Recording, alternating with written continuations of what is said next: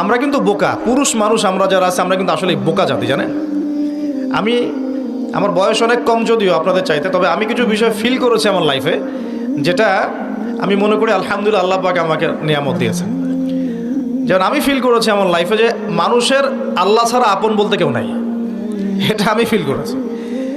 আল্লাহ পাক ছাড়া একজন মানুষের সত্তাগত আপন, আপনার সত্তা আত্মাগত আপন বলতে আসলে কেউ নাই পৃথিবীতে। যারা আছে আমাদের আশপাশে সবাই সবার স্বার্থে থাকে, সবাই সবার প্রয়োজনে থাকে। প্রয়োজন শেষ হলে আপনাকে চিনবেও না অনেকে।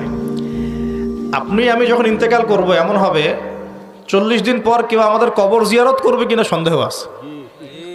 এগুলো বাস্তবতা।